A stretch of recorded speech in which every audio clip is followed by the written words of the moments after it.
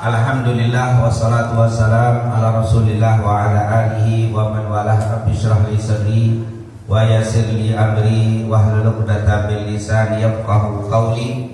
Subhanaka la ilma lana illa ma 'allamtana innaka antal alimul hakim. Amma ba'd. Segala puja dan puji kehadirat Allah. Salawat serta salam kepada junjungan kita Nabi Muhammad sallallahu alaihi wasallam, para keluarga, sahabat, tabi'in, serta seluruh umat yang selalu beristiqamah mengikuti sunnah-sunnahnya hingga yaumul qiyamah. Tentunya yang sama-sama kita hormati para guru, para asatidz, para orang-orang tua kami yang alhamdulillah banyak hadir pada pagi hari ini. Walaupun saya tidak sebutkan satu persatu, tapi insyaallah semuanya dimuliakan oleh Allah Subhanahu wa taala, diberikan panjang umur, sehat walafiat, dan diberikan keistiqomahan oleh Allah Subhanahu wa taala. Amin ya rabbal alamin. Dan tentunya yang sama-sama kita hormati yaitu segenap DKM dari masjid yang kita cintai di hari ini, yang kita berada di dalamnya. Juga semoga para DKM semuanya dari ketua sampai yang paling bawah diberikan keistiqomahan untuk terus memakmurkan rumah-rumah Allah. Amin ya rabbal alamin. Dan juga tentunya kepada para hadirin dan hadirat yang semoga selalu mendapatkan keberkahan dan keridhaan dari Allah Subhanahu wa taala. Amin ya rabbal alamin. Tentunya di kesempatan pagi hari ini berkaitan dengan apa yang diungkapkan mukadimah tadi oleh guru kita, saya teringat dengan sebuah hadis yang sangat sederhana, dan di sini insyaallah semua juga udah pada hafal atau paling tidak sudah pada dengar ini hadis. Hadis ini ada di Bukhari Muslim. Artinya muttafaqun alaih, artinya hadis ini telah disepakati sahih. Dari Abu Hurairah radhiyallahu anhu. Dikatakan di situ, an Abi Hurairah radhiyallahu anhu qala Rasulullah sallallahu alaihi wasallam li Bilal,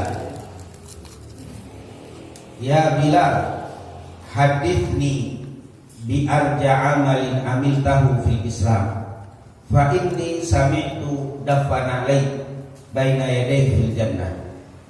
Faqala Bilal, ya Rasulullah, ma amiltu amalan arja indi min anni lam atatahharu tahuran fi sa'atin min lailin aw naharin illa sallaitu bidzalika at-tahur ma kutiba li an usalliya. Muttafaqun alaih. Hadis ini sangat singkat sekali, tapi pelajaran luar biasa di hadis ini. Coba kita ambil hikmah dan terjemahkan sedikit hadis Bilal ini. Dikatakan di situ dari Abu Hurairah radhiyallahu anhu, qala Rasulullah sallallahu alaihi wasallam li Bilal. Rasulullah pernah bertanya kepada Bilal. Kapan itu terjadinya? Terjadinya ini kata para ulama setelah sholat subuh. Jadi memang Nabi Muhammad itu kalau usai sholat subuh dia gak langsung pulang. Rasulullah berzikir sampai terbit matahari. Setelah selesai terbit matahari, sholat 2 rakaat. Selesai 2 rakaat, duduk Rasul, itulah mulai berdialog dengan para sahabatnya. Jadi apa yang kita lakukan ini luar biasa. Kalau kita nggak bisa setiap hari, paling tidak 1 pekan sekali. Syukur-syukur lebih di rumah sering. Ini kenapa? Karena apa yang kita lakukan zikir sampai terbit matahari di waktu subuh khususnya, di dalam hadis riwayat Anas bin Malik, riwayat Imam Tirmidzi dengan syarat yang sahih, Rasul pernah bilang apa? Man shallal ghadata fi jama'atin thumma qa'ada yadhkurullaha hatta tatlu'a asy-syams thumma shalla rak'atain kanat lahu ta'dilul hajjati wal umrah tamah. Siapa yang sholat subuh berjamaah, lalu dia duduk berzikir sampai terbit matahari, lalu dia sholat 2 rakaat, maka mendapatkan pahala seperti haji dan umrah sempurna. Oh, ini luar biasa. Ini langsung bicara Rasul sallallahu alaihi wasallam. Kita sekarang kalau ngarepin haji berangkat beneran kelamaan. Bayar sekarang berangkatnya kan 40 tahun, 30 tahun. Daftar umur 40, 80 baru berangkat. Berat kan? Makanya untung Nabi ngasih amalan-amalan yang pahalanya persis kayak haji, persis kayak umroh. Ini diantara, subhanallah. Kira-kira gampang apa susah itu? Habis sholat subuh, zikir sampai terbit matahari, baru sholat 2 rakaat. Gampang-gampang susah deh. Kalau dibilang gampang ya susah, kalau dibilang susah gampang juga sebenarnya. Kalau melihat pahala sangat gampang dibanding mantrinya biaya ini paling mudah. Dan memang tidak ada cerita Rasulullah SAW habis sholat atas jalan itu tidak ada. Cari hadis Nabi habis sholat kalau kabur itu cari, tidak ada sama sekali. Rasul kabur salam paling standarnya istighfar 3 kali. Allahumma antas salam wa minkas salam. Itu kalau zuhur. Kalau asar sama isya. Kalau maghrib sama subuh beda, lebih lagi istighfar 3 kali, la ilaha illallah wahdahu la syarika lah 10 kali. Tambah Allahumma ajirna minan nar 7 kali. Baru Allahumma antas salam wa minkas salam. Baru tasbih, tahmid, takbir 33 kali sampai apa? 99 tambah la ilaha illallah sampai 100. Ditambahin lagi ulu Al-Falaq, An-Nas, ayat kursi. Kalau zuhur, asar, isya satu-satu. Tapi kalau subuh sama maghrib diperbanyak 3 sampai ayat kursi satu. Zikir nggak ada cerita assalamualaikum kabur. Makanya maaf, kalau yang ngajarin habis sholat kabur jangan diikuti. Karena ini bukan ajaran dari Rasulullah SAW. Ternyata amalan kita kan begitu. Ternyata orang tua kita itu pinter-pinter. Ustaz-ustaz kita itu yang ngajarin kita dapat begitu bukan guru dari saya belajar begitu bukan dari bulan juga. Saya melihat orang tua saya melihat guru saya begitu. Kalau habis sholat nggak ada yang jalan gitu. Mereka berarti ikut guru sampai ke Nabi Muhammad SAW. Jadi ternyata amalan yang sudah datang dari orang tua kita, dari guru-guru kita itu semua sesuai dengan ajaran Nabi Muhammad SAW. Makanya jangan diikuti kalau habis salam langsung jalan. Wah, Nabi memang pernah dalam Sahih Muslim habis sholat subuh, assalamualaikum, langsung Nabi bergerak. Tapi rumahnya Nabi itu bergerak sholat di sini, ke sebelah sini rumahnya Nabi. Enggak lama masuk lagi duduk lagi di sahabat pada bohong. Akhirnya Rasulullah bilang, apakah kalian mungkin bertanya-tanya kepadaku kenapa saya langsung habis sholat langsung jalan? Mereka bingung karena nggak pernahnya Nabi bilang. Jadi aneh. Jadi kalau sekali-sekali habis salam langsung jalan itu wajar sekali-sekali. Tapi kalau tiap habis sholat langsung kabur, ini bingung nih dari mana nih ajarannya? Ternyata Nabi bilang tadi setelah saya salam, saya ingat di rumah saya masih ada 16 dinar yang belum saya sedekahin. Jadi saya agak tenang pikirnya karena ada duit di rumah. Jadi setelah itu saya ketemu Aisyah, "Hei Aisyah, ini nanti kasih bulan. Jadi aku tenang pikir itu Nabi. Nabi itu nggak bisa tenang pikirnya kalau di rumah ada duit. Kayak kita juga. Kita gimana kira-kira? Kok balik? Kalau ada duit di rumah tenang pikirnya semua. Kalau nggak ada duit gelisah. Nabi malah kebalik. Wallahi kata Rasulullah malu kalau aku meninggal duit masih ada di rumah 16 dinar. Nabi nyimpen duit 12 dinar meninggalnya. Aduh, makanya keburu-buru. Mungkin saudara-saudara kita yang habis sholat langsung jalan mungkin nggak tenang ada duit yang buru-buru sedekah. Tapi ternyata begitulah sunnah Rasul Sallallahu Alaihi Wasallam. Jadi apa yang kita lakukan saya tahu dan saya sering kita lihat seperti guru kita tadi di musola kita ini. Musola kalau kata bahasa beliau orang Ansor, orang Betawi, nggak ada yang habis sholat langsung jalan. Ini jangan dirubah pikir seperti ini. Kenapa? Ini kita dari guru kita, semuanya. Dan saya juga punya orang tua begitu pikir. Makanya yang pertama jadi guru kita, guru saya sendiri, orang tua dari orang tuanya dari orang tua. Jangan ikuti orang tua, itu kan seperti orang jahiliyah. Kenapa orang jahiliyah? Orang jahiliyah itu kalau disuruh beriman, kami mengikuti orang-orang tua kami. Orang tuanya orang jahiliyah beda. Orang tuanya kita beda, orang tua kita orang-orang Islam. Apalagi semakin ke sono itu orang-orang alim. Orang-orang yang luar biasa. Kalau bahasa orang sangatnya nyambung katanya. Sangatnya apa? Nyambung. Laula isnad laqala man masya.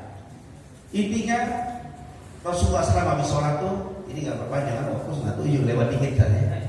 Jadi langsung habis selesai zikir ngobrolnya itu nanya, ada Rasul siapa yang bermimpi semalam?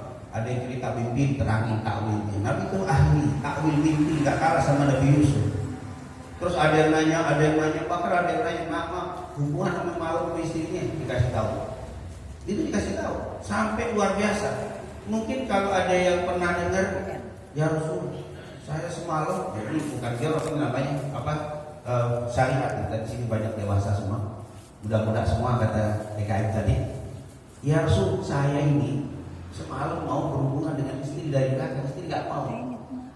Terus alasannya katanya, ini kerjaan Yahudi. Nanti kalau berhubungan dari belakang anaknya ahwal katanya. Tahu ahwal? Ngelihat ke sono, matanya ke sono, gimana itu? Oh begitu tuh, nanti anaknya bakal begitu tuh kalau dari belakang. Itu ditanya Nabi urusan begitu. Semua ditanya Nabi. Makanya Nabi bilang apa? Nisa'ukum harthul lakum fa'tu harthakum anna syi'tum. Istrimu itu adalah ibarat seperti kebun, seperti apa? Tanah, seperti cocok tanam itu kebunnya. Maka tanamlah di mana yang bisa tumbuh. Bagaimana caranya? Yang penting tanam bisa tumbuh. Artinya udah bahas panjang itu, nggak usah dibahas itu ya. Nggak enak ngebahas pelajaran tinggi aja. Pokoknya bisa tumbuh. Yang nggak boleh itu yang nggak tumbuh gitu loh. Intinya Rasulullah SAW ngobrol, silaturahim. Nabi luar biasa. Setelah itu Rasul kebetulan ada Bilal tuh. Bab itu ini bab hadis ini Bilal nanya, ya Bilal, kata. Ini Rasulullah bilang, ya Bilal, haditsni, Bilal. Rasulullah manggil Bilal. Dan ini menunjukkan bahwa Rasul itu kalau manggil sahabat pakai nama.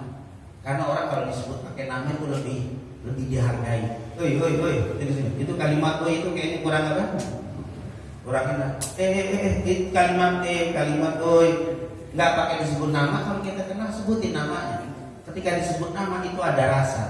Jangankan kita, Rasul aja kalau ketika ulama tafsir ketika membahas wa ma arsalnaka illa rahmatan lil alamin. Nabi Muhammad itu rahmat untuk alam semesta. Ketika membahas ayat itu, salah satu rahmatnya Allah, rahmatnya Rasul kepada alam ini, di antaranya benda-bendanya Nabi dikasih nama.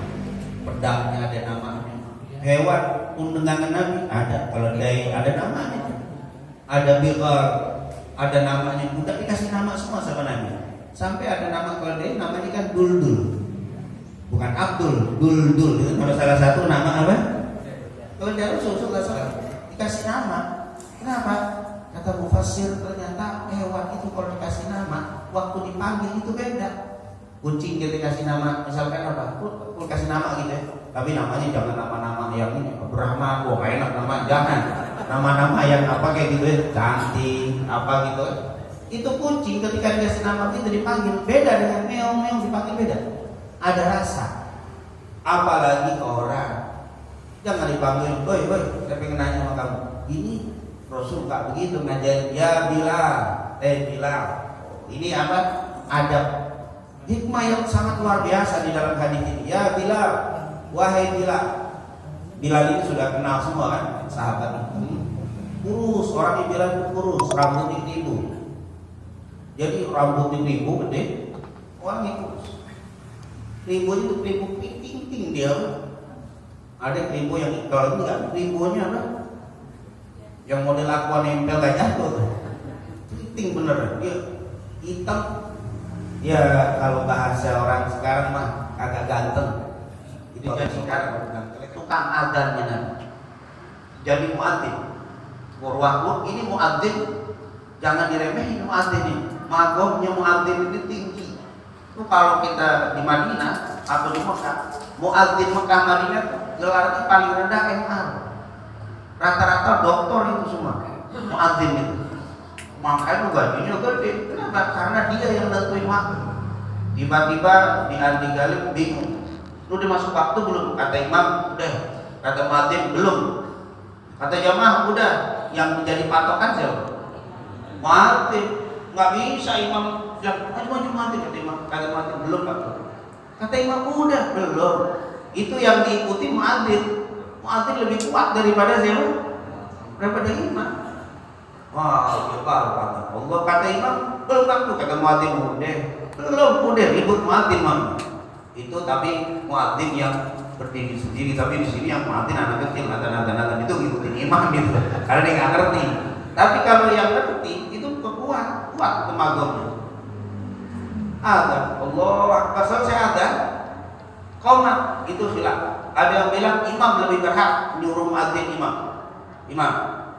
Kata imam qomat itu yang lebih berhak. Tapi ada yang mengatakan enggak, yang lebih berhak muadzin. Ini wilayah muadzin. Qomat kata imam. Tunggu dulu belum. Kata imam buru-buru saya mau pergi. Kata muadzin ini tunggu dulu waktunya 10 menit nggak bisa. Kuatan mana? Sebagian ulama bilang kuatan muadzin, tapi sebagian bilang kuatan imam. Silakan. Tapi kalau sudah Allah Akbar maju, imam yang paling kuat. Kata muadzin takbir cepat, mau buru-buru nih. Tunggu dulu, rapin soft dulu, selesai. Ribut muadzin sama imam, kuat imam kalau sudah kan? Karena kekuasaan pindah ke imam. Muadzin mau ngambek, lama banget si imam, biarin aja muadzin tadi ngebalas lama banget saya dulu dia. Itu terserah dia kuat. Jadi muadzin itu kuat, bilang itu luar biasa. Nanti atwalun nasu anakan, di hari kiamat muadzin itu paling panjang lehernya. Jangan dibayang kayak jerapah.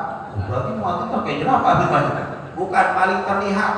Itu orang biasa itu kelihatan paling menonjol. Orang dulu paling kelihatan muadzin. Luar biasa. Banyak sekali fadilahnya. Ini bilang ditunjuk sama Nabi menjadi muadzin Nabi. Orangnya jelek, tapi maghribnya apa? Kedudukannya sangat tinggi. Sampai sekarang semua orang tahu. Ada muslim yang nggak begitu banyak ngerti agama, siapa bilang tukang adzannya Nabi. Wah, itu luar biasa, kedudukan yang apa? Sangat tinggi. Ternyata ketinggian derajat makom itu bukan dilihat dari fisik.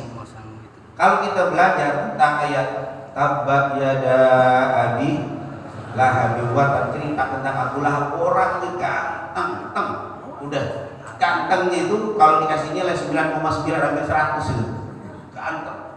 Istrinya Haura suka dipanggil Ummu Jamil, biangnya ibu-ibu yang cantik tuh dia. Hadis kalau bahasa kita super cantik, perempuannya cantik, suami cantik. Abu Lahab kaya kan, disegani di masyarakat, sukunya luar biasa dari Quraisy, tapi bahkan dari Bani Hashim.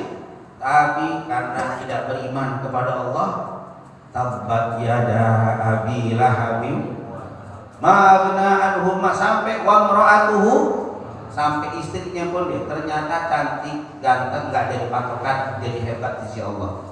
Cantik, ganteng, jelek bukan itu. Yang menjadi hebat adalah amal kita. Oleh karena itu insyaallah kita ini semua ganteng, cantik, amalnya juga ganteng dan cantik semua.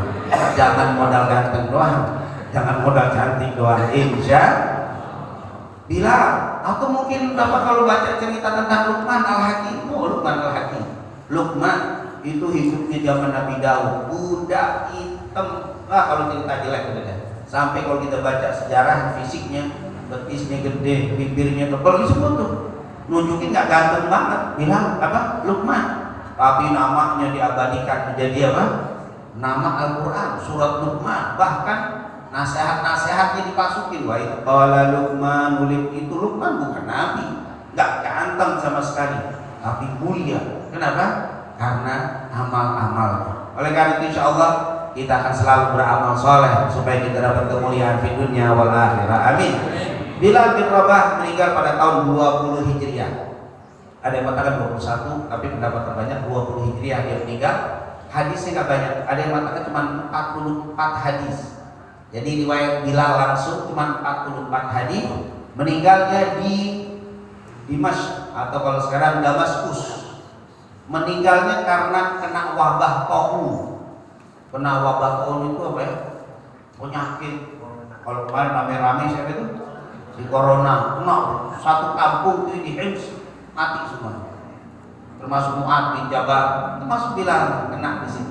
Tahun berapa? Tahun 20 Hijriah. Tapi itu wabahnya tahun beneran. Pagi kena sakit, sore mati. Sore kena, pagi mati. Kata Mu'ad bin Jabal, wabahnya matinya seperti orang kena air bah, kayak kena banjir, mati semua sekampung. Dalam waktu pagi sampai sore ribuan mati. Itu namanya wabah kok. Kalau kita alhamdulillah ya atuh mati atuh itu, tapi itu termasuk kecil dibanding apa zaman dulu, tapi insya Allah jaga kita semuanya, amin. Saudara-saudara kita yang meninggalkan sakit kemarin, insya Allah dijadikan kuburnya raudhah min riyadhil jannah, amin ya rabbal. Ini bilang umurnya kapan meninggal, satu umur berapa? Sekitar 60-an, ada bilang 63, ada bilang 64, pokoknya antara 63 sampai 69 tahun. Khilaf di antara ulama, meninggal di umur sekitar ini. Ini Bilal bin Rabah. Rasulullah nanya, ya Bilal, Bilal, hadits beritahukan kepada saya, kasih tahu sama saya, omongin sama saya, beritakan kepada saya. Hadits itu pembicaraan. Makanya kalau kita bahas hadis Nabi, berarti apa? Pembicaraan Nabi. Tetapi kalau para ulama ahli hadis mengatakan manukila ila Nabi sallallahu alaihi wasallam bi qaulin aw taqdirin aw sifatin qalbiyah aw ruhiyah. Intinya hadis nih. Coba kasih tahu sama saya wahai Bilal. Apa yang dikasih tahu? Bi arja amalin amil tahu fil Islam. Dengan sesuatu amalan yang paling kau harapkan pahalanya paling gede yang berkaitan dengan agama Islam. Maksudnya, Bilal, amalan kamu yang paling istimewa apa sih? Tapi amalan keagamaan, bukan pekerjaan dunia. Pekerjaan ibadah yang paling istimewa dari kamu apa ya Bilal? Kenapa Rasul nanya begitu? Rasul ngasih alasan. Fa inni sami'tu dafana alaik baina yaday fil jannah. Karena semalam saya dengar suara sendalmu di depan pintu surga. Oh, Nabi dengar suara apa? Sendal di Bilal di depan pintu surga. Ini kadang-kadang orang Betawi suka bercanda. Ustaz, doain saya Ustaz, atau Ustaz. Coba saya doain masuk surga sama sendal-sendalnya. Oh, sendal doain. Itu ternyata Bilal masuk surga itu sama apa? Sendal masuk surga, ternyata nggak salah juga doa masuk surga biar sama sendal-sendal. Oh ternyata ini apa? Terompah ini kadang identik. Makanya ada pembahasan ulama tentang sandalnya Nabi, sendalnya Nabi. Sendalnya Nabi itu gambarannya kayak yang ada di peci nih. Kalau kita lihat peci ada gambar terompah, itu sendalnya Nabi. Itu gambaran sendalnya Rasul. Kita taruh di peci kita baca. Saking kita ngormatin mungkin bahasanya. Nih, jangankan nabinya, sendalnya di sini. Sendalnya Rasul menunjukkan saya cinta kali nama Muhammad sallallahu alaihi wasallam. Luar biasa. Aku mendengar suara sendal di depan pintu surga. Ini luar biasa hikmah yang bisa kita ambil, bahwa Rasulullah sallallahu alaihi wasallam itu yang pertama ingin mengajarkan kepada kita, kalau kamu melihat ada orang punya kedudukan istimewa, boleh tanyain amalnya. Bapak kok bisa begini, amalannya apaan sih? Ustaz kok begini, amalannya apa? Nanya. Jangan dia tentunya biaja amalin fil Islam, tapi dalam amalan Islam. Giliran dunia aja nanya, Pak bisa sukses bisnis gimana sih Pak? Kalau giliran dunia aja nanya mulu. Tapi giliran aduh Ustaz, ada orang soleh, saat amalan nggak nanya amalan. Justru kata ulama ini menunjukkan Nabi ketika melihat ada orang punya kedudukan tinggi nanya amalannya apa, sampai suara sendalnya di surga, amalannya apa. Nah di sini satu hikmah, tanyalah. Kalau kita lihat ada guru-guru kita, kiai, ulama yang hidupnya enak, tenang, amalannya apa sih? Kok saya berusaha, saya begini, tanya tuh. Jangan giliran urusan dunia nanya berani. Banyak orang jual bakso sukses, Pak resepnya apa sih kok bisa sukses? Sebenarnya jangan hanya urusan dunia, boleh itu bagus, nanya bagus, tapi jangan itu saja. Kalau bisa urusan agama juga lebih. Kita dulu ada orang yang Allah enak kayaknya hidupnya nih, dunia lagi menjang ganjing dia tenang aja, pikir istiqomah. Aku bisa istiqomah sih mikir begitu. Bapak kok gak uyang, BBM naik tenang-tenang aja, mau pada rame. Apaan sih amalannya Pak? Tanya Rasul begitu. Rasul lagi nanya, pengen tahu apa ini. Ini luar biasa. Tentunya ketika nanya, tujuan pertamanya hadis nih, beritahukan kepada saya. Jadi kalau kita nanya sama orang, jangan untuk orang lain. Pertama untuk kita. Saat saya pengen nanya tetangga saya begini-begini, saat saya pengen nanya teman saya, jadi saat kan Anda gak pernah nanya, dia nanya untuk tetangga, itu pertanyaan sebenarnya kurang bagus. Jadi kalau kita nanya di dalam majelis Ustaz, silakan Bapak Ibu yang nanya, saat saya pengen nanya, Ustaz, gimana tuh? Tetangga saya kan begini, tetangga diceritain. Terus akhirnya dikasih tahu, ya udah hukumnya itu tetangga. Ada yang nanya, Ustaz, teman saya. Kalau Rasulullah hadis nih, Ustaz, bagaimana saya? Rasulullah bilang hadis nih, saya. Tuh para malaikat juga gitu. Mungkin pernah kita belajar tentang malaikat yang nanya sama Nabi, ya Muhammad, akhbirni anil Islam, akhbirni anil iman, akhbirni anil ihsan. Nanyanya saya. Itu harus kalau kita tanya begitu. Yang kedua, kalimat hadis ini juga mengajarkan kepada kita, kalau ada ustaz, ada guru, ada kiai ngomong, ini hadis nih, ini guru lagi ngomong sama saya, ini ustaz lagi ngomong sama saya, lagi Jumatan khotib ceramah, bapak-bapak dengar, ini khotib lagi nyeramain saya. Jadi jangan nyeramain orang, sehingga ustaz ngomong dini, kiai ngomong dini, kan lagi ngomongin misalnya, kan alangkah gak masuk akal lagi diajak ngomong di kesono kemari, gitu. Jadi kalau setiap ngomong, ini untuk saya, ngomongin tentang saya dan untuk saya, sehingga bapak-bapak, ibu-ibu harus sabar. Ya Allah, saya kurang sabar. Ya Allah, insya Allah saya sabar. Kita gak boleh bohong. Ya Allah, saya juga masih bohong. Jadi larinya ke saya. Jangan, kita harus sabar nih. Gak sabar kok. Kita gak boleh bohong. Ya Allah, bukan bohong. Jadi semua di kesono kesini, akhirnya keluar dari majelis. Kharaju kama dakhalu, kata orang Arab begitu. Dia keluar seperti dia masuk. Artinya waktu masuk kosong, keluar kosong juga. Karena nasihatnya untuk fulan, untuk dia gak dapat. Ini pelajarannya sederhana. Maka mulai sekarang kalau ngaji, kalau lagi taklim, lagi dengar khutbah Jumat dan sebagainya, setiap ada ulama kiai ngomong, Ustaz, ini untuk saya, ini negor saya. Bukan untuk apa? Ini minum bulan singgung ke bulan terus kanan kiri akhirnya dia nggak pernah dapat bulan kosong. Ustaz tadi nyinggung bulan, nyinggung kita. Ustaz ngingetin kita, Ustaz kayaknya negor kita berubah. Berapa banyak kita belajar, berapa banyak kita kiai dengar Ustaz, tapi hasilnya nggak ada. Kenapa? Karena semuanya diperuntukkan untuk apa? Untuk orang. Nabi lihat hadis ini, beritahukan kepada saya, ini faedah untuk saya, ini amal untuk saya. Yang lain dengar diperhatikan, itu yang tapi utamakan apa? Kita. Hadis nih, bi arja amalin amil tahu fil Islam. Coba kasih tahu amalan kamu apa sih? Yang istimewa, yang paling kau harapkan di dalam agama Islam. Kenapa ya Rasul? Sami'tu dafana alaik, aku dengar suara sendal. Para ulama berbeda pendapat. Dengar sendal itu apalagi Rasul lagi di sini dengar suara sendal di surga, atau Nabi tidur mimpi ke surga dan mendengar suara apa? Sendalnya Bilal. Khilaf di antara ulama. Dua-duanya mungkin. Nabi kalau mimpi termasuk surga itu mimpi benar. Karena seluruh ulama sepakat Nabi kalau mimpi itu mimpinya betul. Tapi kalau kita mimpinya enggak. Kita enggak dijamin. Jangan sampai Pak nggak ngaji silaturahim hari Ahad pagi. Saya semalam mimpi, dalam mimpi saya jangan nyanyi dulu katanya. Saya ikutin mimpi saya. Mimpi bapak jangan diikutin, apalagi ngelarang ngaji. Mudah itu nggak benar tuh, mimpi dari jin tuh, dari setan. Kalau mimpinya Nabi udah pasti benar. Kalau mimpi itu pasti apa? Aku melihat di dalam mimpi benar. Karena semua nabi itu kalau mimpi wahyu. Makanya Ibrahim alaihissalam nyembelih anak itu bukan wahyu kelihat, Nabi didatangi malaikat enggak.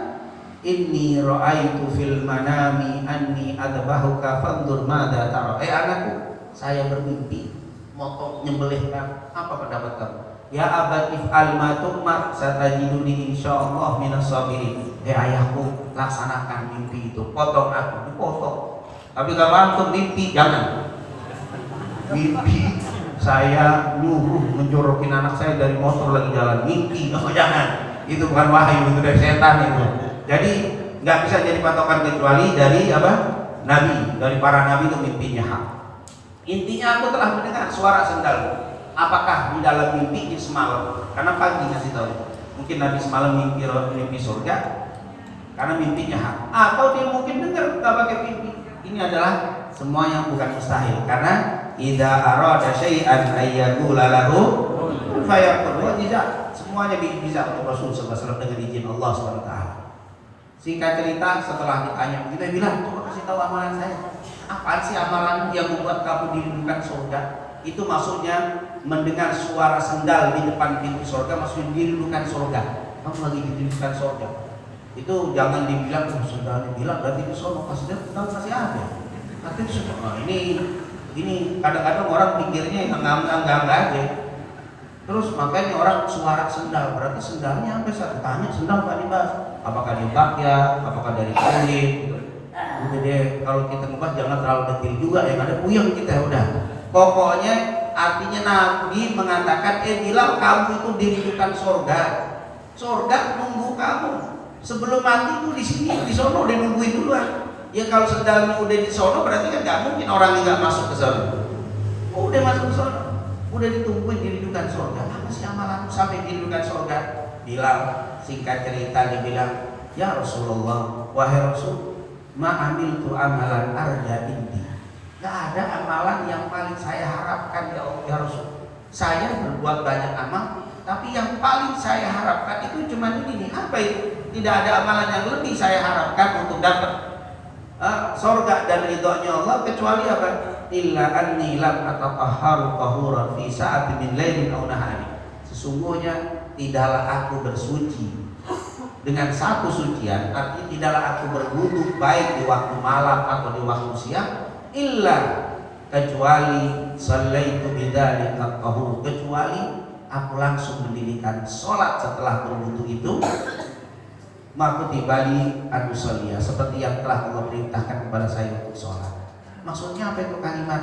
Intinya saya tidak batal baik di malam atau siang hari kecuali saya berwudu. Setelah saya berwudu, saya sholat 2 rakaat. Itu yang mungkin yang menyebabkan saya dirindukan surga. Kata Rasul, benar. Itu amalan yang menyebabkan kamu dirindukan surga. Apa sih hikmah yang bisa kita ambil? Karena waktu sudah terbatas. Apa kata ulama? Bilal dirindukan surga dengan melakukan amal setiap batal wudu, setiap wudu sholat 2 rakaat. Padahal Nabi nggak nyontoin. Ini kan Nabi pernah nggak begitu? Sampai Rasul nanya amalan apaan? Kan Rasul nggak begitu. Dia bilang Rasul nggak bilang oh sama saya nggak begitu. Berarti bilang punya amalan nggak dicontohin Nabi. Nabi nggak bilang bin ente. Kok ngamalin nggak diamalin? Saya kan nggak nyontohin begitu. Bilang nggak mau Rasul nggak dibilang begitu. Ya Rasul, saya itu amalan yang paling saya harapkan. Kalau saya batal, saya langsung wudu. Setelah wudu langsung saya sholat 2 rakaat, baik di malam atau siang hari.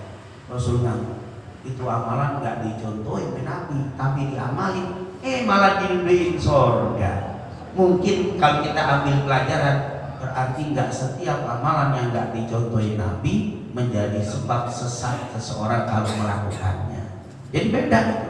Tapi dia bilang, aku sholat seperti yang telah aku wajibkan. Dan setelah yang diwajibkan kepada aku, artinya wudhunya persis seperti yang diajarkan Nabi. Sholatnya persis. Allahu Akbar, Fatihah, rukun-rukunnya persis. Maka Nabi menganggap. Artinya apa? Tapi waktunya nggak ditentuin. Dia kapan aja, dibangun jam 9 wudhu, sholat. Wudhunya contoh Nabi. Sholatnya cara Nabi. Waktunya berantakan. Kapan dia? Jam segini duduk kentut wudhu lagi, sholat barokah, duduk lagi, batal wudhu lagi, nggak ditentuin, Nabi nggak begitu. Karena kalau Nabi memang jarang batal, dulu bisa-bisa nggak batal memang. Ini hebatnya Rasulullah SAW. Kita kentut melulu. Memang karena kentut melulu ini urusannya kan mungkin udaranya kurang yang masuk atau kebanyakan udara di perut. Kalau Nabi itu rapi, karena Nabi itu makannya juga luar biasa. Kan Nabi kan jangan terlalu banyak makan. Kalau memang harus banyak makan, jadi sepertiga air, sepertiga nasi, sepertiga nafas. Nabi itu pas. Kalau kita kadang-kadang kebanyakan apa nggak tahu nih, nggak imbang gitu. Makanya kadang-kadang balapan ini. Yang kagak imbang soalnya. Kalau Nabi badan ini apa? Oh nggak ada. Kalau kita melihat orang badan atletis nggak ada sehebat Nabi Muhammad. Kata Aisyah kalau mau melihat perutnya Nabi kayak kertas di pulut lipat dilepas. Itu kalau kita kertas ada lembar lipat dilepas itu berbentuk Rasul. Jadi kalau kata orang apa namanya? Spek. Wah, itu berbentuk-bentuk seperti apa? Dalam bentuk usaha seperti batu. Maksudnya apa? Nabi, makanya kalau kita kan main untuk banyaknya ini benar jarang Rasulullah batal. Sholatnya banyak, makannya nggak banyak. Kalau kita makannya banyak, sholatnya dikit. Akhirnya gerakannya kurang kan. Berbagai macam penyakit. Nabi, makan Rasulullah nggak pernah makan. Rasulullah nggak pernah makan bahkan isya. Rasulullah makan pasti sebelum maghrib. Kita kadang mau tidur makan dulu. Makanya jadiin. Kalau olahraga jangan ditanya. Nabi sholat sampai bengkak kakinya, gerakannya itu lebih dari olahraga itu dari mana? Belum lagi dalam perang itu selama Madinah itu berapa kali perang? Perang itu modelnya perlu tenaga yang apa? Besar. Nabi Muhammad SAW ternyata luar biasa. Ini intinya yang ingin saya garis bawahi. Bila melakukan amal yang tidak dicontohkan Nabi Muhammad, tapi menjadi apa? Sebab dirindukan surga. Ternyata kalau kita nanti belajar ada ibadah itu Pak, ibadah yang ditentukan waktu, tata cara, tempat berdiri Tuhan. Itu nggak boleh diganti. Waktu, tempat, tata cara itu semua sudah ditentukan. Apa itu? Contoh haji, waktunya sudah ditentukan, Dzulhijjah. Tempatnya Mekah. Caranya udah ditentukan, kudu anni manasikakum. Udah nggak boleh diganti-ganti. Karena pergi haji susah. Apalagi yang umur 65 tahun kemarin nggak boleh, insya Allah tahun ini boleh.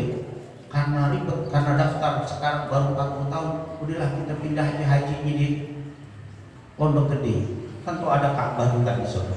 Nggak bisa. Tempatnya udah ditentuin, bid'ah itu. Bid'ah atau haji di mana? Tapi saat bulannya sama, Dzulhijjah. Tanggal 9 kita wukuf. Wukuf di sana juga. Tarbiyah dulu tanggal 8, wukuf 9. 10 Musdalifah, bikin aja di situ gede, bikin lahannya gede. Tambahin Musdalifahnya. Jumrohnya kita bikin, nggak bisa. Tempatnya udah di sono. Tata caranya begitu juga, waktunya udah nggak bisa diubah. Itu ibadah yang mati tuh. Makanya karena sulit, dikasihlah manis takoa ilaihi, siapa yang punya kemampuan. Karena nggak setiap orang mampu. Karena saklek waktu, tempat dan tata cara udah mentok, nggak bisa. Ada yang waktu dan tata cara doang di tempat dikasih tahu, waktunya bebas.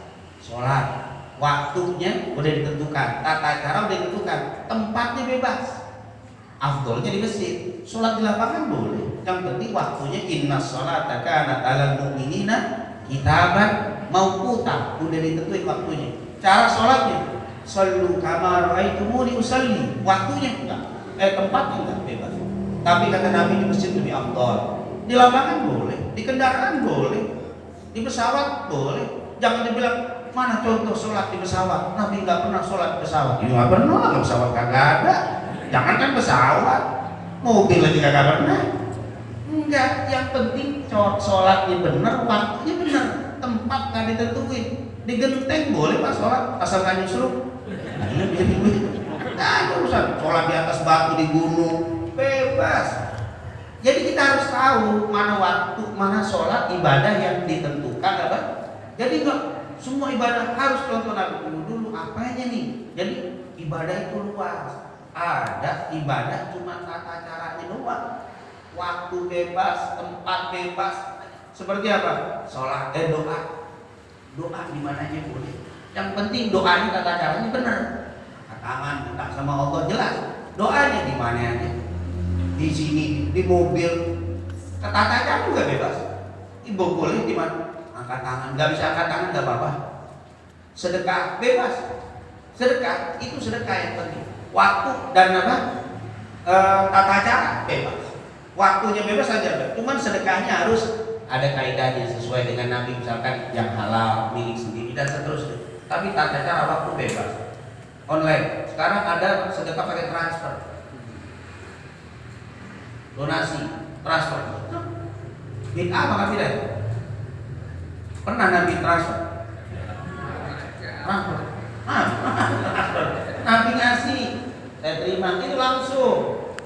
Nabi pakai transfer, nggak ada transfer. Kok aku pakai transfer? Nggak sesuai dengan Nabi. Bid'ah. Agak diterima sedekah pakai apa? Transfer. Oh, enggak. Sedekah itu bebas waktunya, tata caranya bebas. Nggak seperti haji harus plek, nggak seperti sholat ada waktu, ada tata cara. Ini waktunya bebas, tata cara bebas. Yang penting bendanya disedekahin yang halal. Nggak boleh kita sedekah yang haram. Selama itu bebas. Jadi enak sebenarnya ajaran ini, nggak terlalu sulit. Makanya kadang-kadang ajaran dari Rasul itu gampang, yang bikin susah umatnya kadang-kadang, bikin ribet, nyusahin. Jadi sebenarnya nggak sulit. Yassir wala tu'assir, basyir wala tunadzir. Ini kalau kita bicara tentang Islam, maka Islam ini sesuai dengan skala zaman. Sesuai dengan skala zaman. Ini maaf nih, masjid gaya begini juga zaman Nabi belum ada nih. Banyak banget mirahnya nih ada. Gaya-gaya begini nggak ada. Ini seni. Dalam Islam boleh-boleh aja. Yang penting tidak bertentangan dengan apa? Enak, jangan bikin masjid harus kayak Nabi. Jangan Rasul. Ini bid'ah semua. Apalagi ada tulis-tulisannya. Apalagi maknya ada mihrab ini masuk ke dalam. Zaman Nabi kagak ada lurus, Pak. Zaman Nabi itu masih kotak. Ini kagak ada, ini bid'ah lagi. Makanya ada yang bahas bilang, saat apa hukumnya masjid ada apa nih? Mihrab apa kan nih? Perimaman, ini bid'ah, zaman Nabi tidak ada. Ini kalau mau ngikutin masjid zaman Rasul mestinya apa? Lurus. Imamnya di sini zaman ini maju, enggak ada. Subhanallah, ini kalau apalagi pakai karpet lagi ini. Mana pakai karpet begini, pakai pasir gitu. So, ini bid'ahnya bukan berkaitan dengan ibadah. Yang dilarang itu bid'ah dengan ibadah. Apa bedanya? Ini adalah ibadah juga. Enggak, ini bedanya. Mobil itu muamalah, berkaitan dengan bukan ibadah. Berarti bid'ah ada dua, bid'ah ibadah, ibadah bid'ah muamalah. Kalau muamalah enggak bid'ah. Berarti kalimat kullu bid'atin dhalalah enggak sesuai. Berarti kullu itu berarti enggak menunjukkan semua. Jadi alhamdulillah, kalau saya ingin menjelaskan ini kayak ini enggak urusan apa? Cukuplah saya sih kalau seandainya tidak ada Imam Syafi'i, tidak ada Imam Nawawi, tidak ada ulama yang mengungkapkan pembagian bid'ah jadi dua itu, saya tidak akan berani mengungkapkan dua bid'ah itu ada yang baik dan tidak ada. Pasti saya katakan semua bid'ah itu buruk. Tetapi karena banyaknya ulama yang mengatakan al bid'atu bid'atan, bid'ah itu ada dua macam, ada yang baik dan buruk, maka saya pengikut mereka as-salafu a'lam wa ahkam wa aslam. Salaf itu lebih selamat, lebih pintar, lebih mengerti, lebih bijaksana di dalam menerapkan hukum. Maka nahnu qaumun muttabi' wa laysa muqtadi. Kami adalah kaum pengikut dan bukan pengada-ada. Jadi yang kita lakukan ini ada contoh apa? Dari orang-orang tua kita sebelumnya. Seperti yang dikatakan oleh guru kita tadi, semua yang kita lakukan sudah ada contoh dari orang-orang tua kita. Insya Allah apa yang kita lakukan ini mendapatkan keberkahan dan keridhaan dari Allah Subhanahu wa taala. Amin ya rabbal alamin. Dan Bapak Ibu jangan khawatir kalau kita dituduh ini amalan-amalan bid'ah, nanti yang namanya ahli bid'ah itu sesat. Iyyakum wa muhdatsatil umur fa inna kulla muhdatsatin bid'ah wa kullu bid'atin dhalalah wa kullu dhalalatin finnar. Mengada-ada perkara itu adalah bid'ah. Bid'ah itu adalah sesat, sesat itu masuk neraka. Berarti matinya su'ul khatimah. Ternyata orang-orang tua kita yang amalannya seperti kita, matinya baik, matinya husnul khatimah. Alhamdulillah orang tua kita banyak ya. Baca doa dulu, baca zikir la ilaha illallah, meninggal. Berarti itu meninggal baik, amalannya kayak kita. Kita ngikutin matinya akhir bagus. Kalau memang amalan bid'ah, matinya mungkin lagi ngapain, lagi mati, lagi apa serem-serem. Ternyata luar biasa. Setelah mereka meninggal, kita baca Al-Quran, kita berdoa, berarti baik. Jadi kalau gampang mana sih yang kita ikutin? Yang udah deh, akhir orang itu akan menjadi patokan. Innamal a'malu bil khawatim, penutupnya. Kalau kamu model-model baru belum ketahuan matinya bagaimana tadi? Kan belum kelihatan, contohnya kan masih baru banyakan. Kalau kita udah lama, udah. Ayah saya alhamdulillah meninggalnya setelah sholat subuh, dia berzikir, lagi berzikir meninggal. Kelihatan tuh apa? Baiknya, kalau dia sesat amalannya nggak mungkin matinya begini. Pasti matinya lagi ngapain dia? Ternyata meninggalnya apa? Ada yang lagi baca Yasin kemarin, baru gimana? Syafi'iyah itu ustazahnya kalau lagi baca meninggal. Itu kalau amalannya kemarin-kemarin bid'ah, nggak mungkin matinya lagi baca la wa ilahukum ilahu wahid. Itu nggak mungkin meninggal. Berarti amalan orang-orang kayak begini matinya baik. Berarti idenya bagus. Ya Allah, berarti udah. Gak usah pakai dalil ayat Quran dan hadis ribet. Pokoknya akhirnya ternyata baik semuanya. Alhamdulillah. Dan amalan-amalan kita ada contoh-contohnya. Saya sendiri ngambil ilmu misalkan dari guru pertama saya adalah orang tua saya sendiri. Orang tua saya sangat menyambung. Jadi kalau saya ini Abdurrahman, guru saya pertama adalah saya sendiri, Ahmad bin Ahmad. Ini unik, bapak saya itu dengan kakeknya namanya sama, Ahmad bin Abdurrahman bin Muhammad bin Abdurrahman bin Syekh ibn Muhammad ibn Abdurrahman ibn Ali ibn Alwi ibn Ahmad Maula Maryamah ibn Ali ibn Muhammad ibn Abdurrahman Segar ibn Muhammad Maula Dawila ibn Ali ibn Alwi Al-Ghuyur, kemudian ibn Muhammad Al-Faqih Al-Muqaddam ibn Ali ibn Muhammad Sahib bin Mirba ibn Ali Khalid Gasal ibn Alwi ibn Muhammad ibn Alwi ibn Ali ibn Ubaidillah ibn Ahmad Al-Muhajir ibn Isa Al-Nagib ibn Musa Ar-Rumi ibn Ali Al-Uraidi ibn Ali Zainal Abidin ibn Ali Al-Uraidi ibn Muhammad Al-Baqir ibn Ja'far As-Sadiq ibn Muhammad Al-Baqir ibn Ali Zainal Abidin ibn Al-Husain ibn Ali ibn Fatimah binti Rasul. Nyambung. Guru kita, guru-guru alhamdulillah meninggalnya semuanya meninggalnya bagus. Alhamdulillah. Makanya saya yakin insyaallah apa yang kita lakukan semua ini bersanad dan ada contoh dari orang-orang sampai ke Nabi Muhammad sallallahu alaihi wasallam. Lebih kurangnya wassalamualaikum warahmatullahi wabarakatuh. Ya, 1, 2, 3, ya. Ceger. 1, 2. Dah.